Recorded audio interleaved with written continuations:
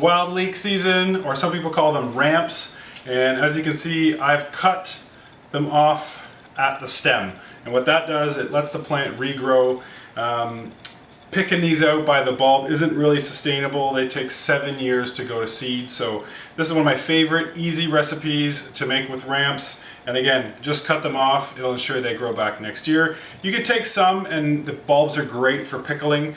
But if you want them to grow back every year, if you're on public land or there's only a little patch, cutting them is the way to go. So I'm gonna make ramp chimichurri. I've got my ramp leaves, a lemon, an onion, garlic, jalapeno, cilantro, olive oil, salt, pepper, and we're just going to chop everything up by hand and put it in a bowl.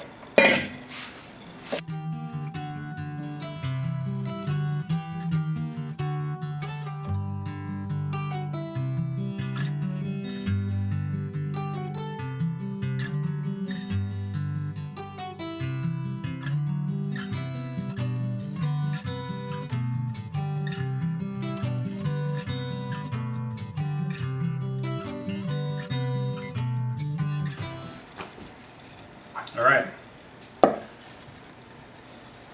lots of salt. We want the salt to kind of cure the garlic and cure that really strong ramp flavor. Pepper and enough olive oil to make it into a sauce.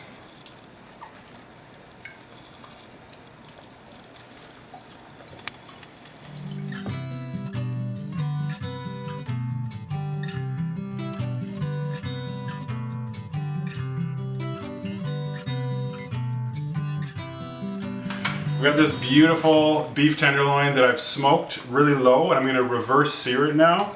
And I've just done this till the internal temp is about 100 degrees, and I'm going to sear this and bring it up to about 120. Smoked it on the Traeger, and I'm just going to finish it on the stovetop.